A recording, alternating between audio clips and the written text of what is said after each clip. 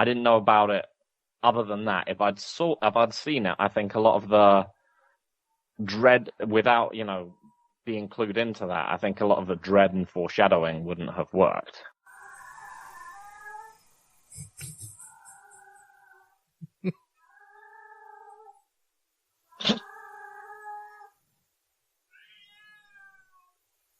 Jesus.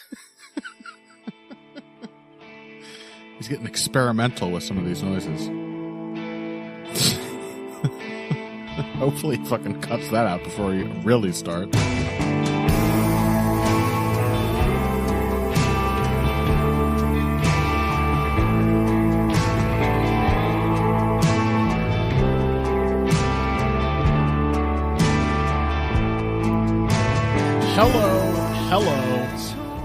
Hello, and welcome to another edition of Heavy Hands. I'm your host, Connor. With me, as always, is Phil. Hi. You all right, Phil? You okay, buddy? Oh, I'm sad. You're sad? What's wrong? Yeah. I didn't feel like I learned a lot from this week's UFC card. Yeah, I think I agree. I had a good time not learning. It can be fun not to learn sometimes, pal. Oh. That's the only way you can have fun. It's just to you learn things. That's why schools are so popular. That's why everyone's best friends are their teachers. Not just me, right? Yeah, all the kids long to go to school.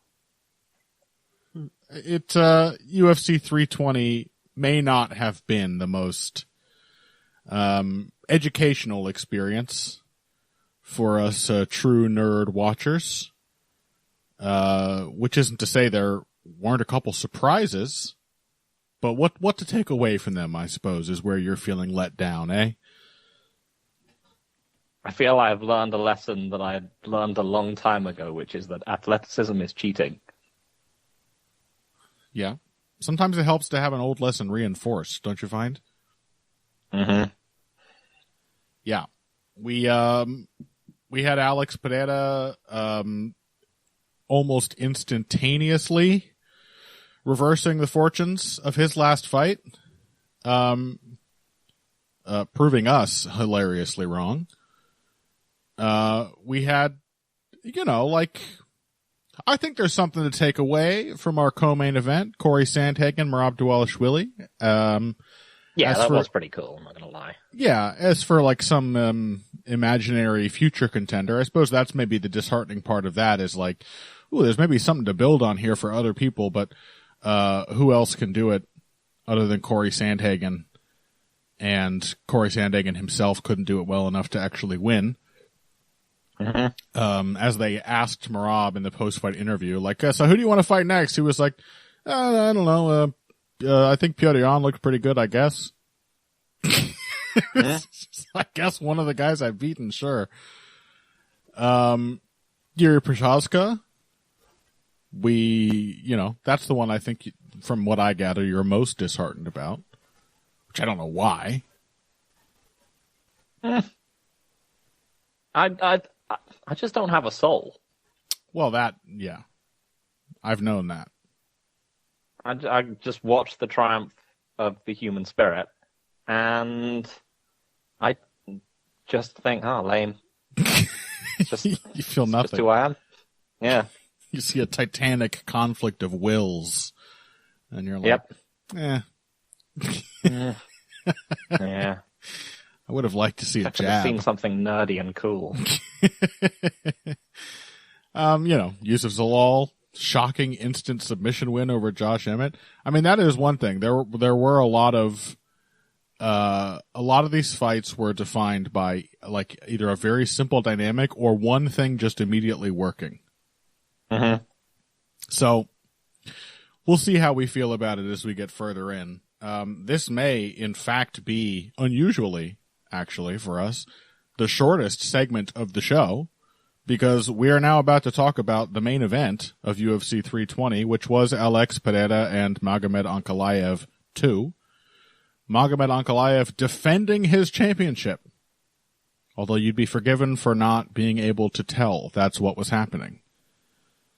Mm-hmm. I believe I did say last week, I was pretty confident that Pereira would at least try to put some serious pressure on Ankalaev at the very start of this fight. And boy, did he. And then it just immediately worked. Yeah. Yeah, that was why I didn't really love this fight. Like, well, at least this outcome, because I saw a bunch of things of people being like, well, I guess we've proven that actually Pereira was completely right when he said he was just compromised going into that first fight, and Ankalaev clearly isn't a troubling style matchup for him at all. Yeah. And yeah, I feel like we did at least like hedge our bets on this particular one by just being like, Pereira has been such an adaptive force in the cage that it's difficult to bet against him against someone who does tend to give away moments as much as Ankalaev does. Yep. But on the other hand, kind of felt like we had to pick Ankalaev. But again, I felt like this sort of slotted within a fairly clear dynamic, which is like you said, Pereira had to pressure. That was very clear that he wasn't going to be winning this off the cage. But that the question was whether he could maintain that. Yeah. And as it turned out, it didn't matter at all. So It ended up being a bit like if Israel Adesanya had come out and just slept Drikas. Mm-hmm. And I found myself thinking, that was the right thing to do. Yeah. And everyone knew it. And I didn't get to see, whether there was anything past that. Yeah, I mean, I'm kind of with you on that. I didn't find this particularly satisfying, given that my chief desire in any of these bouts is to see a cool fight. Mm-hmm. And I think these are the moments that, everyone knows the stories of, Mike Tyson, people showing up to his fights and being like, I went to the bathroom when they were announcing the names and I came back and it was over. I missed the fight because it all ended so fast. Those kinds of moments are, oh my God, I'm just sorry. I got distracted by the sight of Mark Zuckerberg dorkily clapping while Pereira was crushing Ankalaev with the elbows on the ground. That was upsetting. Yep. These are the moments that make for a really cool big picture kind of legacy when you're remembering the sort of era of a great fighter, but as fights themselves, no result like this can really stand on its own as something that you're like, I can't wait to rewatch that. Mm-hmm. What is there? It's like retelling a knock knock joke, I know it, so there's nothing more to it. I would have liked to see a fight. I don't think either of us is particularly crazy for feeling that way. And I also agree that I don't know that any of it is a definitive counter to the idea that the matchup is troubling, that it's certifiable proof that Pereira was sick and had an injured hand or whatever. Also, despite the fact that this fight only lasted a minute, he appeared to have broken his foot in that minute. So one way or the other, we may just be in a stage of Pereira's career where he's just getting injured all the time. Yeah. So those also, of course, Ali Aziz has come out and said, and with some lengthy post where he's like, I'm not going to make this all about me, and then proceeds to make it all about him, God. And then talks about how he'd just been trying to hype up the match by taking over Ankalaev's Twitter account and making everyone hate him, and then says that, like, I'm not going to say that Ankalaev was sick and the other guy and that he didn't deserve it, but there were lots of things that meant he shouldn't have taken this fight. So yeah, everyone just does it now, I guess. Well, that's been the case forever, hasn't it? Yeah. Every loss has an excuse. Mm-hmm. But yeah, it's that Pereira has come forward and pressured and knocked him out, and that was obviously the perfect thing to do, except if it hadn't been, because he's been knocked out moving forward and pressing people up against the cage before. Yeah, I mean, it turned out to be the right thing to do because there was no, need to follow up once he had gotten, you know what I mean? The fight didn't get out of, for Ankalaev's part, a feeling out stage. Mm-hmm. He just got caught cold. Yep. It has at least saved us from the unbelievably grim prospects, and I guess something had to. Yes. Of Carlos Ulberg, Magomed Ankalaev. Oh, yeah. Although maybe it hasn't. They're going to do that as a contenders fight now. Yeah, now that I think of it. But I mean, are they is anyone clamoring to see Prochazka fight Pereira a third time, knowing how those matchups go? I mean, maybe people seem to like watching the same Jiri Prochazka fight over and over again. I mean, yeah, it's cool when it's a cool Jiri Prochazka fight, which I suppose the first one kind of was, and then the second one, he looked like he had finally seen the face of death. Yeah. And was not comfortable or confident at all. He watched this, by the way, with tears in his eyes.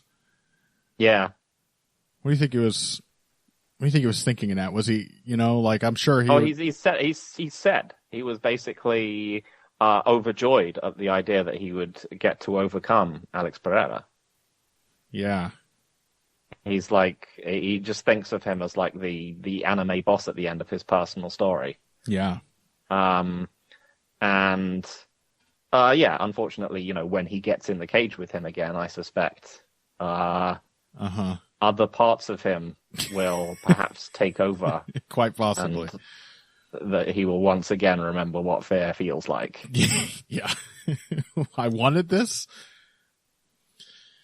But yeah. I mean, there's not a whole lot to say. Honestly. Pereira put a ton of pressure on Ankalaev. He did time his kill shot very well. I think it was a good move to go with an overhand, sort of a wide overhand right in that moment, because he was catching Ankalaev having just moved off towards that right hand and then kind of getting stuck in place. I suppose you could say something about this is yet another piece of evidence that you shouldn't try to counter right hands with left hooks at the very beginning of a fight. That's a kind of counter which you need excellent timing for, because you are using a looping shot. I mean, it's even more dangerous, I suppose, when it's a straight right, but in this case, it was still a shorter shot which was thrown before Ankalaev could let his hook go.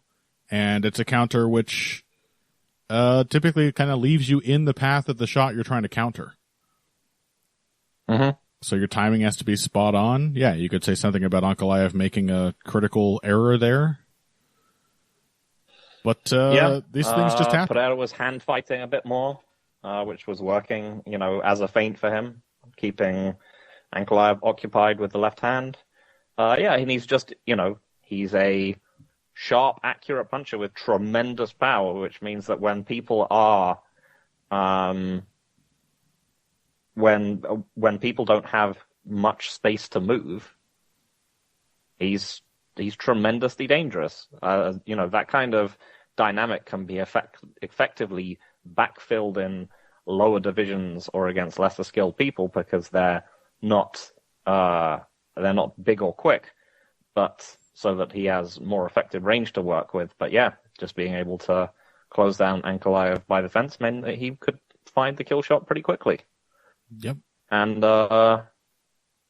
Ankalaev proved that he's he is himself like a good counterpuncher, but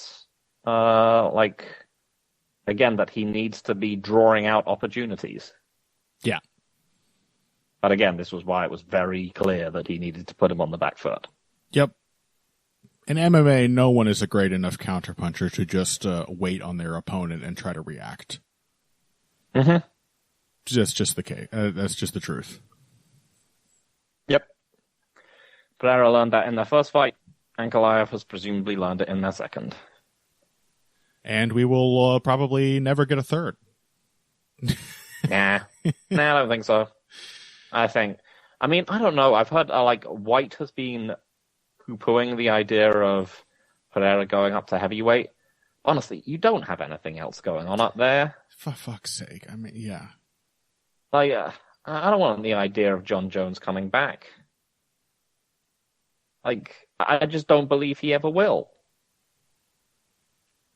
To be fair, I suppose we did say what else is there? We never thought he'd fight at heavyweight in the first place. Mm-hmm. They did do that. Yeah, I don't know why they won't just... maybe they're worried about their divisions being cannibalized again by the light heavyweight champion again leaving. But who cares? There's nothing going on in these divisions, man. Carlos Ulberg, Alex Pereira? I guess so. You either have to sell that particular fight, or you have to sell Jiri round 3. Yeah. I'll say this. Pereira Ulberg is 100 times more interesting than Ulberg Ankalaev. Yeah. Just because Alex Pereira's in there, it does sort of change the game. How's a guy who wants to do as much neutralizing as possible going to make that work against Alex Pereira? Maybe it will look exactly like this. And then, yes. Even though I've just said it's more interesting, we'll be like, well, that was okay. I get it. Mm-hmm. Yeah. I've been thinking this lately. It has never been more clear to me that in MMA, light heavyweight and heavyweight should be one division. Yeah. There's just not enough. There's not enough good fighters to make it two separate divisions. No. Ironically, as weight cutting has gotten better, it drove all the the quote-unquote good heavyweights down to light heavyweight. Right. And all the quote-unquote good light heavyweights down to middleweight. Yeah. And they're just, empty of talent. I agree. They should just be combined. I've agreed for a long time, but I agree more now. I want to see Alex Pereira with no weight cut whatsoever. Mm-hmm. Who doesn't want to see that? Yep. He'll still end up somehow looking bigger than Tom Aspinall. Yeah, absolutely. So, that's it. That's the main event. It lasted for 1 minute and 20 seconds. Pereira made one good decision. We have no idea how sort of durable that decision would have been. It worked, which is how things can go in a fight with somebody as dangerous as Alex Pereira. That's it. Mm-hmm. Which I think means we'll take our first break now. And when we come back, talk about a much more interesting fight, the co-main event between Merab Dvalishvili and Cory Sandhagen. And we'll probably end up hitting a good bit of the main card, at least, if not all of it, later in the show. But bantamweight's next, after this. Hey everybody, thanks for listening to this week's Heavy Hands.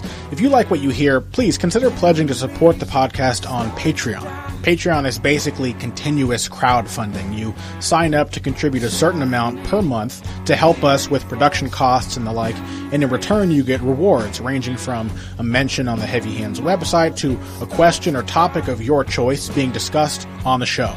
We have a lot more in the works to reward you for your help, and we appreciate every contribution. No amount is too small. Just head over to patreon.com and find how you can help out, the only show dedicated to the finer points of face punching. Now let's get back to it. Welcome back to Heavy Hands. Let's talk about this co-main event. This one, even you, Phil. could not have been dissatisfied by. No. Even though this was tremendous. It did reinforce largely what we already knew, which is that Merab Dvalishvili is built different. And is just an incredibly unique and difficult challenge for even the very best fighters in his division. Nonetheless, I thought it was a very courageous and ideas-wise an interesting, even promising performance from Cory Sandhagen. Mm-hmm. And I think there are some things to talk about with Merab as well. Not anything particularly new, but given that Merab is now talking about how much more amazing his striking is getting, I have some thoughts on the striking we saw from him in this fight. But yeah, what do you have to say about it? Yeah, I thought this was just like a good performance from both men, frankly. Yeah. Like Merab, I think, fought the right mixture of like time on the feet and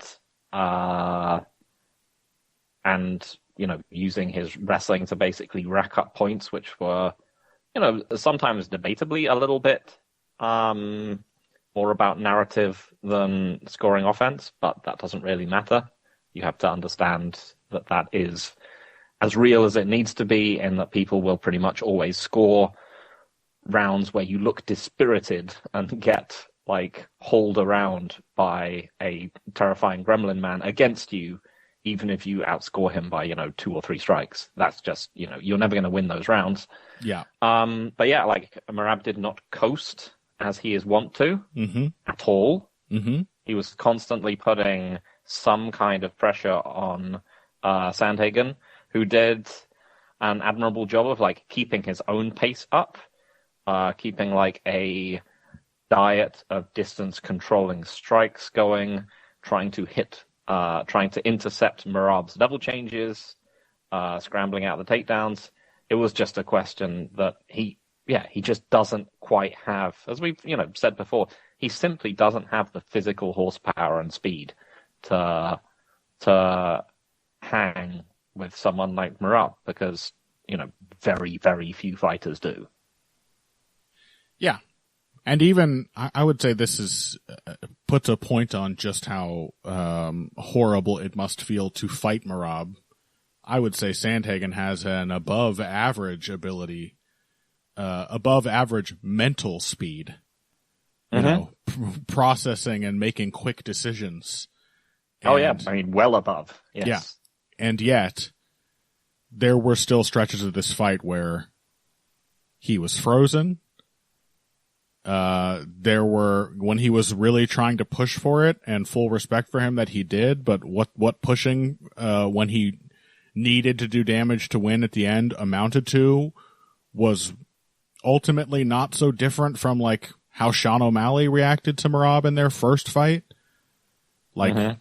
Selling out, or Dustin Poirier against Khabib, for that matter. Sort of anxiously selling out on big power.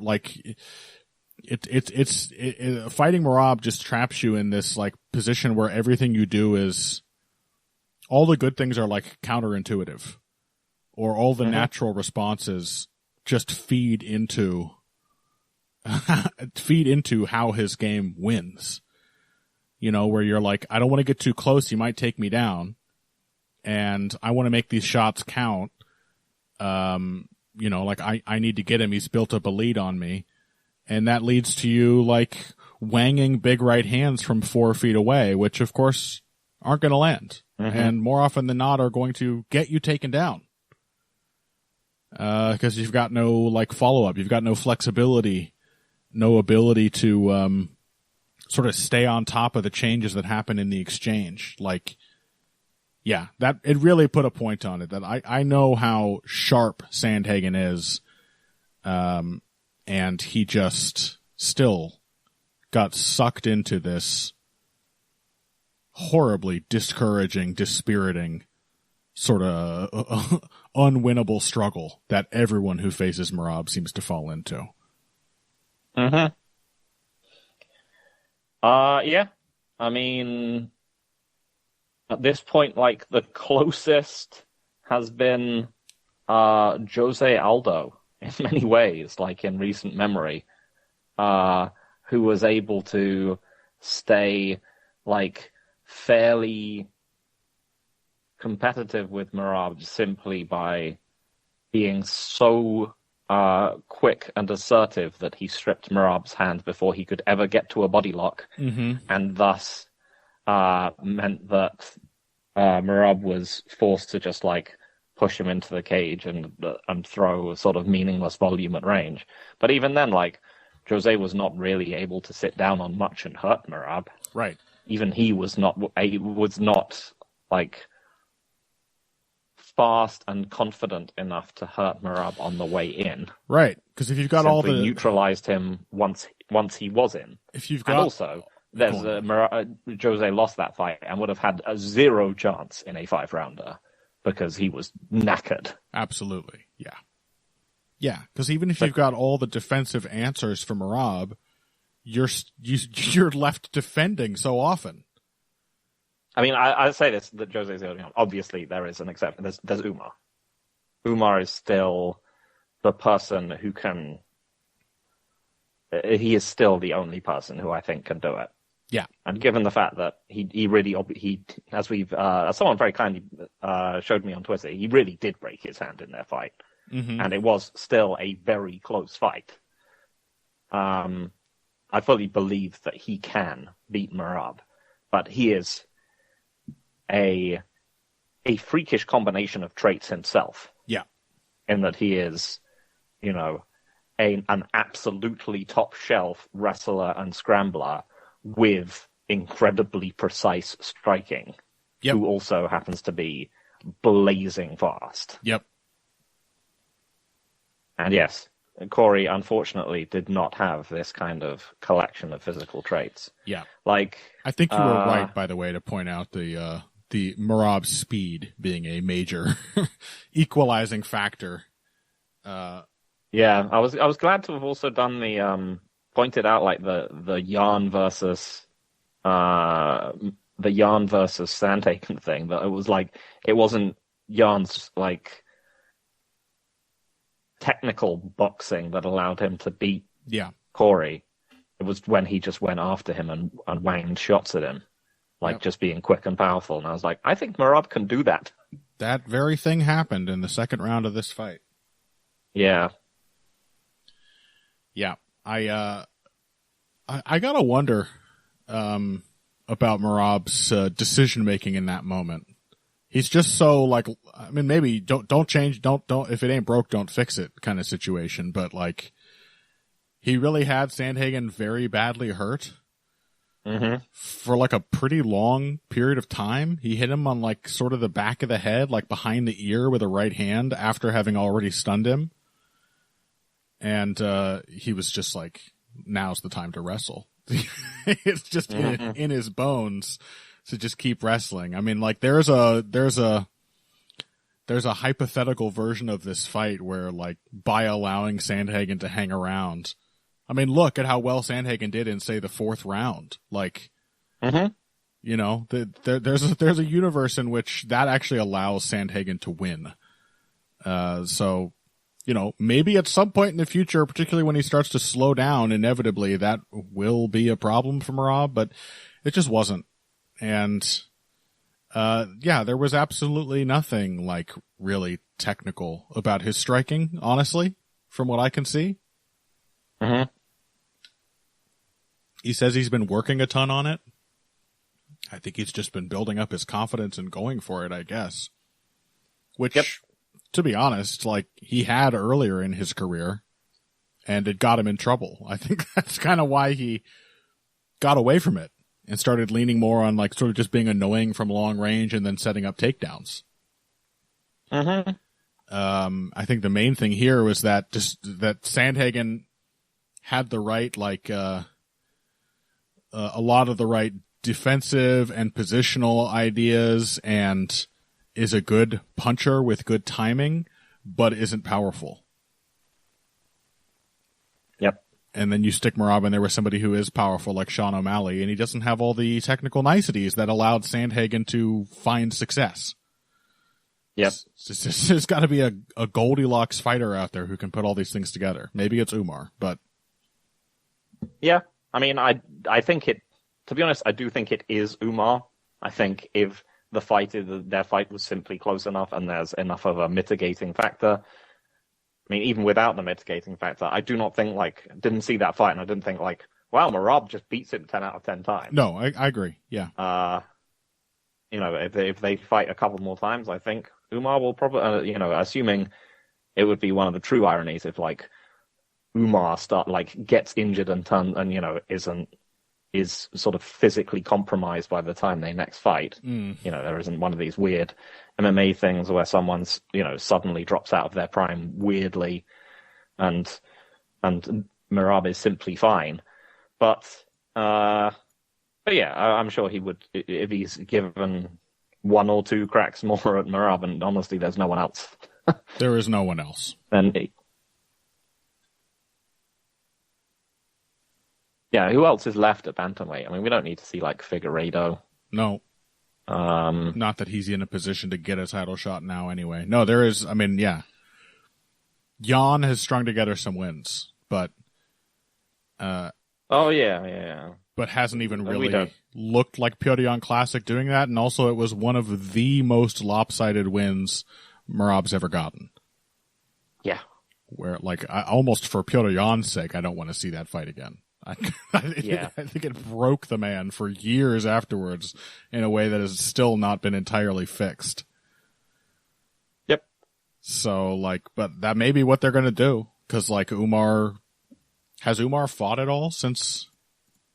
He is fighting Batista. Oh, okay. I believe. So, yeah. Later this month. Okay, cool. That's a cool fight. Yeah, I mean, Umar may be one win away from getting back in there, and that's the only fight in the division that I really actually care to see. No, Ayman Zahabi. Yeah. Come on, man. That's But yeah, I think Open Note Grappling on Twitter did a very nice breakdown of Merab's grappling, and was essentially just saying that, yes, it's all a very simple, straightforward shift from what is mostly a single leg where he moves to the body lock and then he will simply move back and forth until he's taken you down. And yeah, he basically had a very simple recommendation. You cannot let Merab get to the body lock. Yeah. I mean, that's something to talk about. I was really, really impressed with Sandhagen's defensive wrestling and his scrambling. I knew was going to be good. I was still impressed with how consistently he was able to get back to his feet. Speaks not only to his scrambling skill but his willpower, because that's the real problem fighting Merab. It is just incredibly dispiriting to be taken down over and over and over, and almost being allowed to get back to your feet makes it worse. Yeah. But his defensive wrestling too, his takedown defense. Of course, I'm saying that about a fight in which he was officially taken down 20 times. Yes, I believe Merab has now he now has over 100 UFC career takedowns, which puts him at, obviously, earlier in his career, 20 above the next closest person, which I believe is GSP. My God.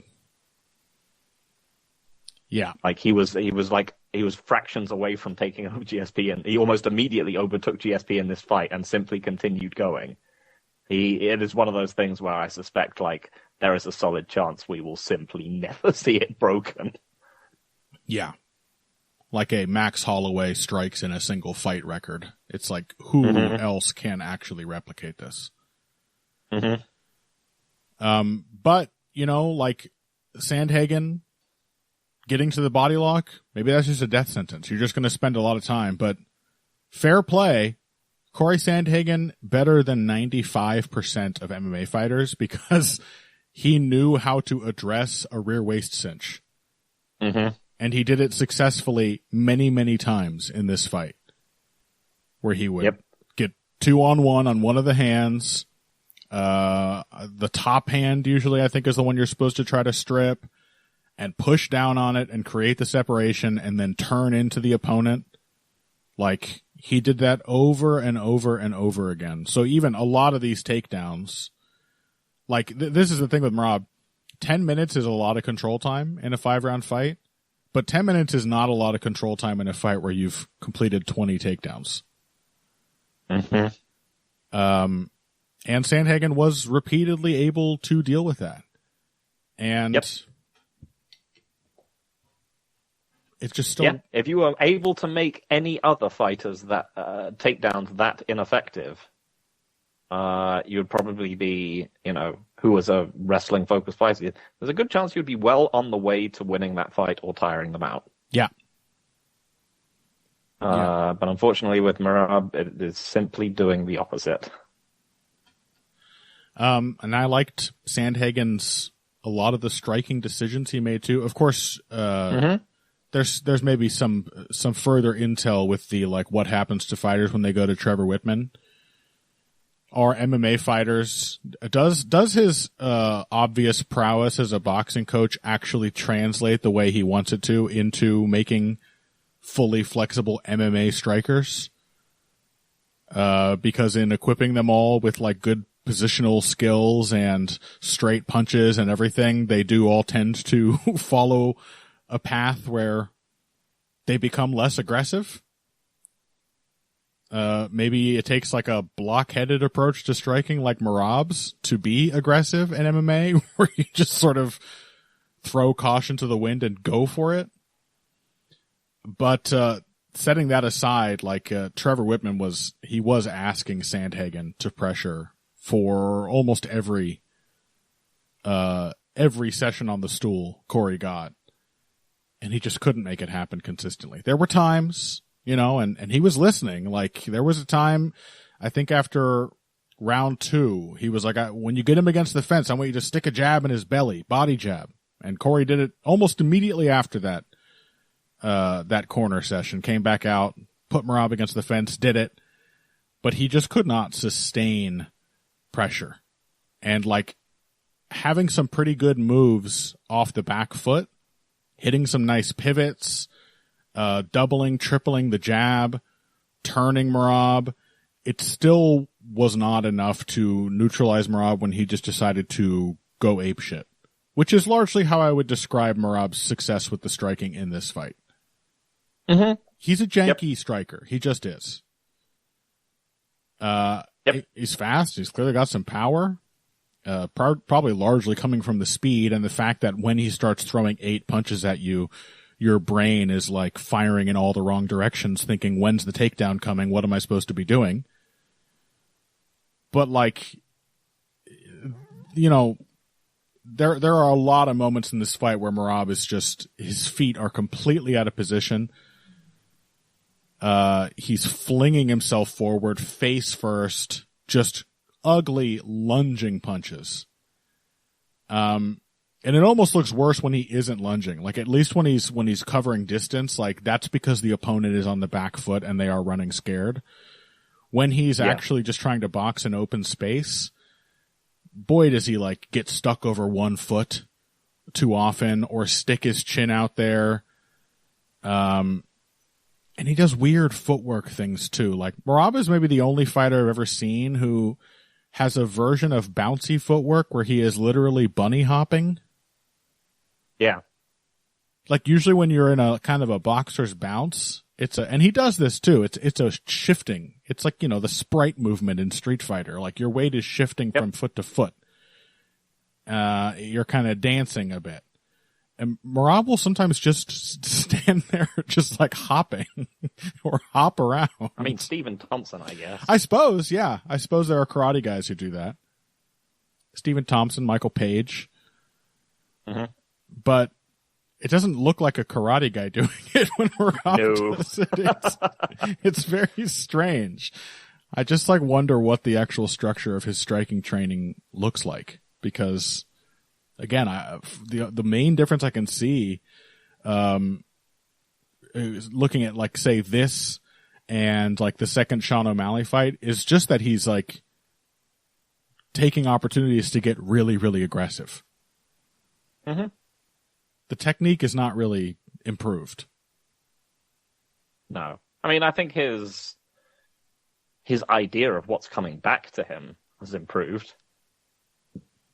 Like, he's still quite difficult to hit because he is doing something when strike's coming back to him. Again, like, he's just very quick. Yeah, and I mean... he reacts. He will just flit out of range. And, but yeah, none of it's pretty to look at. Yeah, I mean, even a lot of those evasive movements are things that really should get you in trouble, but it just changes the rules. The way the rest of his game kind of backs that up. Like, nobody is in a position when he's doing that mentally to, like, cut him off with a step and follow up, throw away 2 punches and land a hard one, you know? Like, yeah, they're always like, whatever this is, this needs to be whatever I throw, it needs to be a boar spear that stops this guy from getting me. Yep. So, incredibly impressive. Yeah. Once again, a really good effort from Cory Sandhagen, which basically at the end of the day just kind of underscores what a nightmare matchup Merab is for basically anyone. Yeah. Said it before, he's the greatest bantamweight of all time. Yeah. I think basically everyone is saying it now. It's kind of hard to argue. Yeah. I mean, Sandhagen even tried to, like, he didn't go for, like, takedowns, like shot takedowns, like he sort of suggested he would. But I kind of thought there was a little glimmer of hope for him. Later in the fight, he started, like, crashing into Merab. You know, like the Holly Holm Ronda Rousey thing. Like, don't just let him stick you on the back foot, meet him on your own terms. And, like, one of the first times he did that, Merab just fucking Harai Goshi'd him. Yep. Like, what the fuck? Yeah. I'm a judo guy. Yes. Too many resources, too many takedown options, and too much gas to just keep throwing him out there. Yeah. Like, a genuinely thrilling fighter to watch, though. Oh, yeah. He's amazing. As I said, every time you see him, you just know you are watching something completely unreplicable. Yeah. He's amazing. I am clamoring to see him tested, though. Like, I just want to see that Umar fight again. I think he was really tested in that one. And, you know, that's the only one that's left. Other than that, it's just like, you're just like Volkanovski. That's pretty much it. Yeah. I mean, I guess I would watch that, I suppose. Mm-hmm. Well, or is there a featherweight he could fight if he moved up? Another featherweight? Yeah. That I would be interested in? Lerone Murphy. Yeah, Lerone Murphy with his amazing defensive wrestling. Yeah. I mean, he is twice Merab's size. It's true. Diego Lopez. Aljamain Sterling. There we go. Oh, wait. Thank you. Yes. I mean, would be at the moment it's Umar, and I don't, I'm gonna sort of say I don't care about him fighting anyone else, but honestly, it is one of those things where I'll just watch him every time. Of course. Again, you're just watching something completely incredible. As I've said before, you're watching the single most potent physical weapon we've ever seen in MMA. Yeah. Yeah, he has fought. I mean, he's been a very active champion. He's fought 3 times this year, in fact. Seems to be in great physical condition, no injuries, nothing. So, like, if they want to book a Petr Yan fight for the end of this year or the beginning of next year, and then Umar gets his shot, sure, I'll watch it. Who's not going to watch Merab? But they decide they're just going to do something and they put him up against like Song Yadong or something. Sure. Whatever. Sure. Whatever. I'll watch it. But the only fight that's really compelling as a fight is Umar Nurmagomedov. That is the only one I really need to see, yes. Yeah. All right. Well, let's call it there. Take another break. When we come back, Phil's heartbreak. As we find out, possibly for the first time ever, having hardly ever spoken about him, that he is a huge fan of Khalil Rountree. That after this. Financial support is fantastic, but there are other, even easier ways to support Heavy Hands. Perhaps the best is by spreading the word. We know our fan base. You're all cool, popular people with serious social media presences. You're tastemakers and trendsetters. Okay, there are one or two of you that don't fit that description. You know who you are, but no matter what, you can always help us out by telling folks about the show.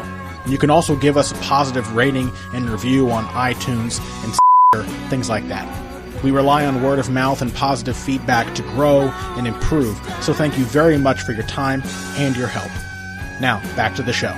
Welcome back to Heavy Hands. Let's talk about the other light heavyweights featured on this UFC 320 main card. Jiri Prochazka, Khalil Rountree Jr. Did you pick Khalil for this one, Phil? Yeah. That's why you were so heartbroken. Yeah. You just have to understand that if you pick Jiri, it gives you a sort of, and he really tested it this time, but it gives you a sort of like ability to believe that whatever's happening doesn't really matter until the end of the fight. Mm-hmm. Yeah. I still recall so clearly. It's rare that I'm watching a UFC card like with friends in person. And I recall UFC 300, I think it was, when he fought Alexander Rakic, and being like, oh, you got to see this guy. He's absurd. And then watching Rakic, like, kind of beating his ass. And I was like, no. Saying with full confidence, don't worry.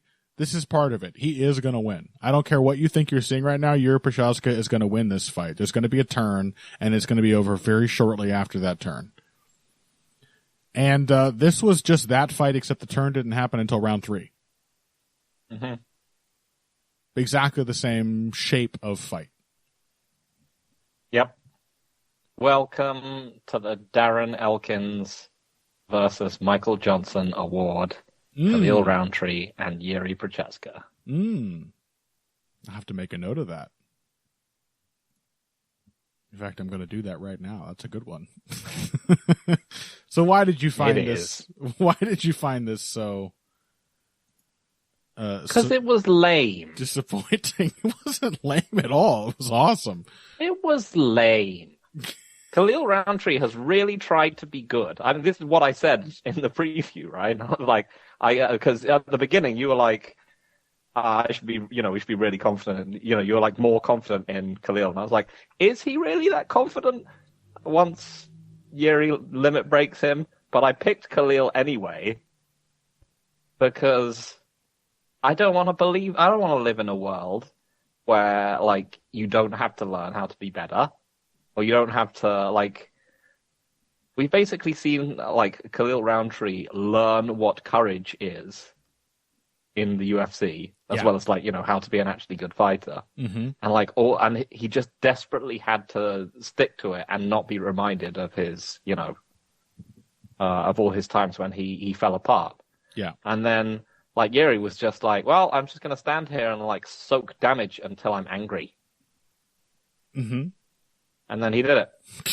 And then he was like, now I am Iwan Kutalaba, only 4 feet taller than Iwan Kutalaba. And then that was it, and the fight was over. And I was like, I've seen all of this before. Jiri, you are no better. You have not demonstrated any improvement. You simply got smoked for 2 rounds and then got angry. And then it just turned out that Khalil still cannot, like, stand in the face of someone who is a physical force who is just being incredibly aggressive. Yeah, that was one check he couldn't pass, you could say. Mm-hmm. Well, at least you haven't made any chess puns, so let's be thankful for small mercies in this dark time. You know, the word check comes from chess. I guess I asked for it. You did. I guess I just asked for it. It's true, though. Anytime you say check this out, you know, pass the check. Oh, you don't say that over there. Oh. What do you say? You call it the bill? Yeah. Yeah, that makes sense. You don't use checks over here. I know. Well, we don't use them either. I don't know why we call the bill the check, to be honest. You can have that one. But, I mean, I found this to be a particularly sort of funny example of the same Jiri Prochazka fight. Because he was so bad for so long. Yeah, he really was. He was so bad. He was making horrible, horrible decisions. Yeah, great. I think he was like trying to flex some of that defense that he showed he had clearly worked on for the Hill fight. That works on I've recently been playing this game called Baby Steps, which is like a sort of co-op walking simulator where you control each one of the legs manually by lifting it up and leaning. So I mean, Yuri's newfound boxing defense essentially works against someone who is controlling his legs in that way. Yeah. In Jamal Hill. And controlling is perhaps not the best word for it. Well, he's just manually lifting up and putting down each foot in turn. Hit L to bend ankle. You know? Yeah. Yeah. And against Rountree, who cannot throw a straight punch to save his life, but is fast. He just Jiri just kept getting surprised on defense. Every time he would try to throw something. But the main thing was, though, is that it was very clear. We knew he needed to press. He needed to put some pressure on. And the way that he tried to do that in the early portions of this fight was ludicrous. He kept just bouncing forward. How many flying knees do you think Jiri Prochazka attempted in this fight? 17. At least 17. None of them came close at all. And he just kept trying to sell out on big goofy shit from too far away. And then he was continually surprised when Rountree would counter him. Even though that's almost all Rountree had been doing for the entire fight. And then what got it done in round 3? Yeah, he ramped up the pressure. He got really aggressive. But how did he get really aggressive? He just started throwing boxing combinations. Very simple. Just oh yeah, my arms are twice as long as this guy. Yeah. I just punch and then punch again. Yeah. 17 missed flying knees. He literally put him away. Also, by that point, Rountree was starting to get tired from just beating him up. Oh, absolutely. Yeah. But 17 missed flying knees, he literally got it done with a 1-2-3. The textbook boxing combination. And that was it. Also a flying knee, though. Yeah, but the flying knee was in a context there. He wasn't trying it as a trick shot from 8 feet away. What are you doing? So, I loved it. Yeah. Oh, no, he was still throwing a lot of flying knees in that last round. I'm watching it now. But yeah, he was at least just pumping out lots of shots and just getting, endlessly counted, obviously. But it just didn't matter. Yeah, well, none of it would have mattered that much earlier if he had just thrown straightforward, simple maybe attacks. It would have. Honestly, maybe Khalil would have simply knocked him out if he'd been fresh. I suppose maybe that's this true. Maybe this was simply genius. Maybe this was simply genius strategy. Yeah, just soak up a bunch of punishment in just allow Khalil to. It's like the what's it called? Ali Foreman rope-a-dope, except with no rope there, just dope. Dope-a-dope. Yes, dope-a-dope. Just let him punch you in the face until he's tired. The true boxcar Homer classic. God, This was lame. It was just dispiriting. Yeah. I mean, I don't know. To call it dispiriting is to say that, like, that's how I described fighting Merab. And Merab is one of those things where, like, no matter how well you prepare for him, you're still shocked when you actually feel what it's like to fight him. Mm-hmm. But, like, that, you have to be surprised for something to be dispiriting, right? I mean, I guess. Yeah. Like, but, like, what was surprising about this was just one of the Merab, ways. I'm watching an extremely good craftsman at least one element of his game. Yeah. And I'm also watching, like, the greatest example of it to ever do it. Like, where's Jiri going after this? Yeah, well, is he gonna get his third fight against Alex Pereira? What anime power up can he find that will allow him to be good at this? Yeah. Like,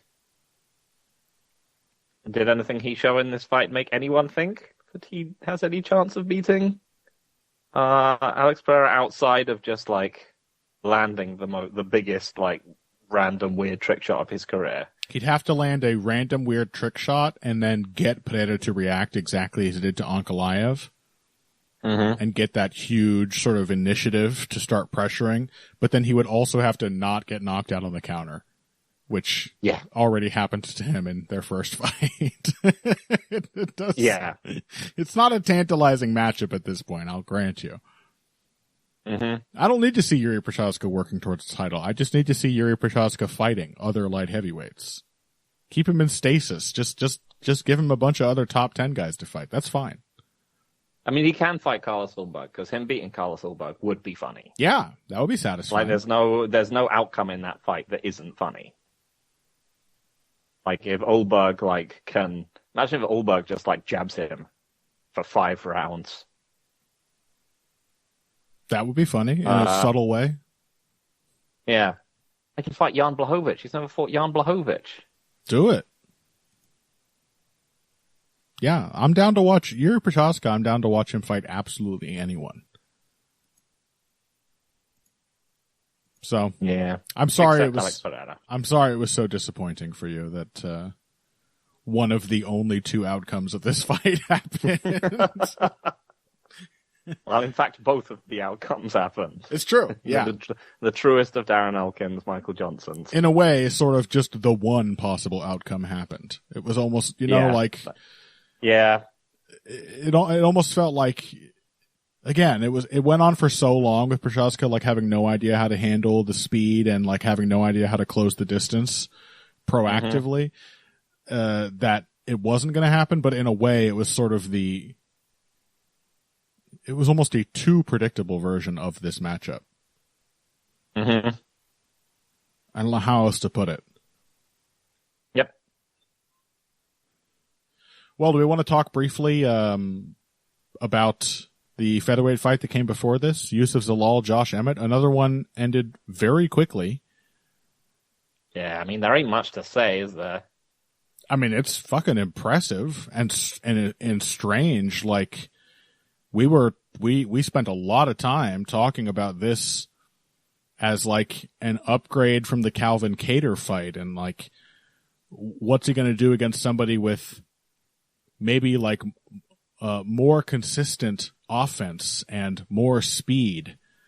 Are we going to see that, like, bad response to pressure rear its head again?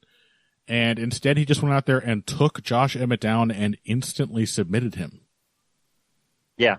I never he saw took him that down coming. and then got swept and then submitted him. Yeah.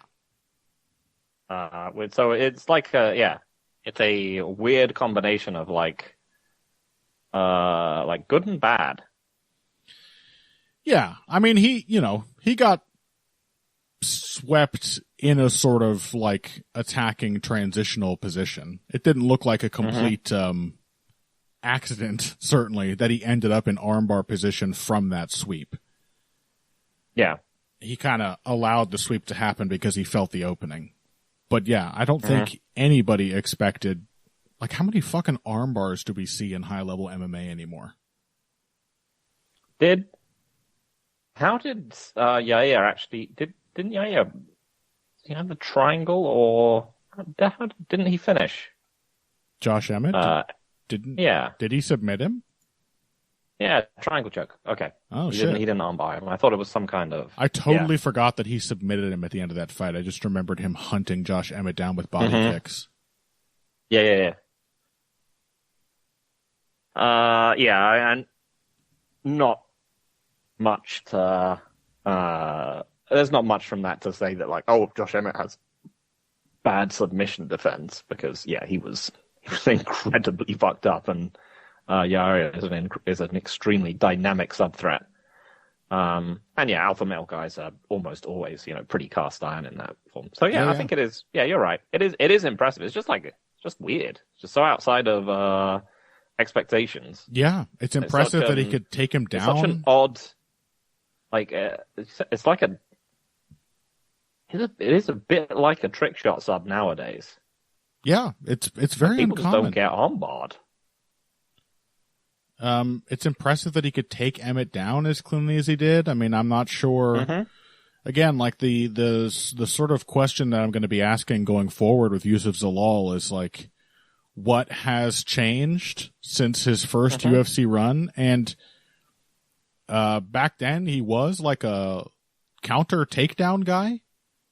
Would do a lot of like neutralizing, moving around at range, and trying to get people to overcommit so he could level change and put them on their butts. I gotta say, like, probably Emmett just wasn't prepared for it, and it was one perfectly timed takedown. So I don't know how to translate this, how to project this into future fights, but it's still impressive to just cleanly take down Josh Emmett with a single double leg shot. Yeah. It did require a little finishing too. It wasn't just a blast double. He timed it perfectly, but he had to actually turn him to get him down.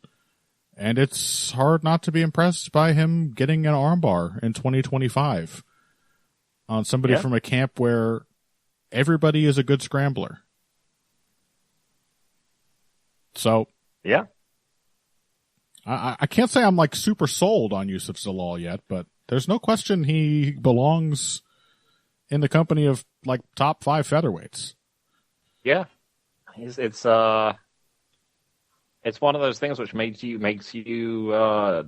difficult to figure out what his ceiling is, because it's such an odd thing to bolt onto what you consider to be his current skill set. Yeah, like he's a dynamic submission threat. Yeah, I mean, he was already a lot of his finishes already were submissions, but they usually came. There were like some club and subs, and they were also against less potent athletic specimens than Josh Emmett. Yep. So, impressive. Hard to know what to take away from it, but impressive. Yeah. I mean, it also just shows, like, once again, that he really is, like, one of the major differences in this time around is simply the confidence. Yeah. He went for that because he was absolutely convinced he could get it. Yeah. And that he was right. And that can be that's just a big difference maker. 100%. Yeah. It's other than raw athleticism, which I think we've got to say Zalal has a good amount of, confidence is probably the most important thing in fighting. It is a superpower.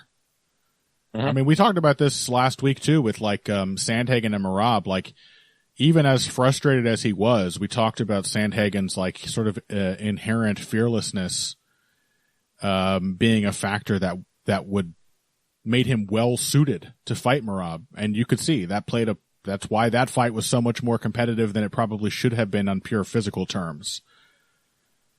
As he was just willing to engage in areas where other people would be very, very cautious. So, yep.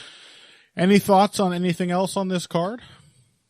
I mean, Joe Pfeiffer proved us wrong. Yeah, that sucked. That was a heartbreaker. Yeah. It was only a first-round finisher, eh? No ability to adapt, eh? Yep.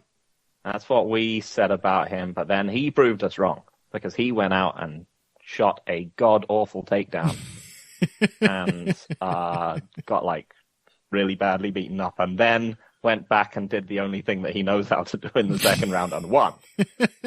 I gotta give him some credit for at least going back to the thing he knows how to do in the second round.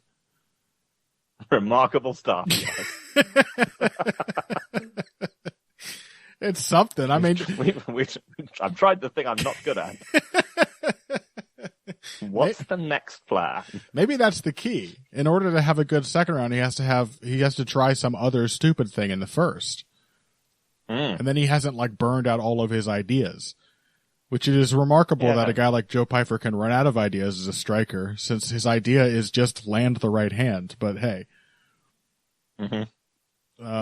yeah, another one. Sort of like okay. I don't really know what to draw from this. It just happened. You know, Joe Pyfer's going to be like, I've shown that I can go deep into fights and I can adapt now, though. Yeah, I know how to prove whether it's real or not. Yep. Apex main event, 5-round rematch with Kelvin Gastelum. This is the only thing to do at this point. It's the only way. We need to see that fight again. Will they just make Kelvin fight at light heavyweight now, though? They probably should. God knows. Kelvin at light heavyweight. Oh, my God. Kelvin Gastelum versus Carlos Ulberg. Jiri Prochazka, perhaps. Hey, you know what? Jiri Prochazka against somebody who cannot be killed? I'm in. Perhaps Kelvin will be the second man to teach him fair. Can you imagine? Jiri Prochazka running scared from Kelvin Gastelum. Oh, my. Just won't die. So, that was UFC 320. You know, like, in terms of, quality matchups with known quantity fighters, with name value and the fights delivering like entertaining action, you can't say it was a bad card. No. Absolutely not. But I do kind of feel where you were coming from at the very start with like a lot of these matchups sort of leave me as the intellectual enjoyer of MMA no better off than I was before. Yeah, they didn't have particularly like satisfying tactical resolutions. With the only one, like, the Sandhagen Dvalishvili was good fun because it essentially, in a very sort of kind of tragic way, demonstrated, how far game planning and grit and guts can possibly take you against the unwinnable. Right. But yeah, other than that, a bunch of stuff where you're like, sure, yeah, that happened. Shabazian beat Muniz in the implosion derby. Yep. One of the two results Muniz happened in that did not do what he should have done, which is immediately charge face first at Emmett Shabazian and just spend the rest of the time pinning him up against the cage. Although he did actually get KO'd, breaking off a clinch exchange by the cage. Patchy Mix, unfortunately, did not turn things around. Against a much lower level of fighter. Like, I did say when talking about this with Zane last week that Jakub, I think it's pronounced Wikłacz or something like that, Polish. He's the kind of fighter I like to see the UFC signing. Like, he doesn't look like a world beater to me, but he is a guy who has like some regional championship fights under his belt and is like a more or less finished product with meaningful experience. I much prefer a guy like that to more guys who are willing to be paid $10,000 on the Contender Series. But that being said, like, he's a significant step down from Mario Bautista. Well, now we have to answer the question, is he? Because has he really done... I mean, because Patchy Mix has now... well, he's done his job, basically, Viklas, which is to make Mario Batista look bad.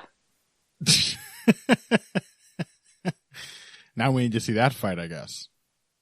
Vikwatch versus Batista. Unfortunately, Batista has somehow earned his way to a fight against Umar Nurmagomedov, so... Somehow. Yeah. Perhaps. But we basically determined now that he is only slightly better than Jakub Viklas. Yeah, but it does that matchup kind of puts the nail in the coffin, I think, of Patchy Mix. Like, I'm not saying he's incapable of getting any wins in the UFC, but he and Tatiana Suarez both have suffered big, humiliating losses, after which they completely disappeared from the spotlight. Not, it turns out, to knuckle down and improve the weak spots of their games. Yeah. Yeah, Viklas, or whatever, however you pronounce it. Again, a very good pick, because he's just to fight him, because he's just fairly reasonably well-rounded. He's also big. Yep. So do you really need to be much bigger than your opponent, Patchy Mix? And it turns out the answer is yes. Yep. So, that was UFC 320. We do have at least a half-decent card coming up next week. Well, half may be overselling it. But we've got Charles Oliveira versus Mateusz Gamrot in the main event. Davison Figueiredo, Montel Jackson in the co-main event. And Vicente Luque, Joel Alvarez after that. Yeah, I feel like that's going to be brutal. Oh, yeah. It was made to be brutal. No question. Not in a fun action fight kind of way. In a Joel Alvarez executing an aged Vicente Luque way? Yes, exactly. Yeah, I have the same feeling myself. Yeah, we'll see if our feelings about that have changed by next week, but I kind of doubt they will. Also, Montel Jackson is riding a 6-fight winning streak? I know. Jesus. I know. Somehow, without ever once looking like a world beater in there, he has just been racking up wins against the lower to mid portion of, not even just that, Daniel Marcos, that was a good win. Marcos looked terrible, but it was a good win. Damon Blackshear, that's a good win. Ronnie Yaya, even Ronnie Yaya is not a totally meaningless win. It's not meaningless, but he is, Julio Arce, 100 years old. Yeah, that's true. Julio Arce, decent win. So he's getting a step up against an actual opponent with real title consideration, name value after a very long time. And I still don't really know what to make of him. So I'm going to have to watch some footage before next week's episode so I can figure out what the fuck is going on with Montel Jackson, other than just being huge. Yeah. This feels a fair amount like that matchup between Piotr Jan and Marcus McGee. Where you're just this is an opportunity for you to show a huge step up. You are probably not going to win. Yeah, maybe. What is the size difference? He's only 5 inches taller than Davison Figueiredo. Okay. Substantial. Yes. And he has merely a 7.5-inch reach advantage. Oh, minor. So, yeah. We'll talk about those fights next week. Until then, I guess find us on the social media platforms. Twitter at Evil Greg Jackson. That's Phil. At Boxing Bush. That's me. You can find me on Blue Sky at King Typo. And we'll talk to you next week. Until then, if you came here today for the finer points of face punching, you came to the right place. This has been Heavy Hands.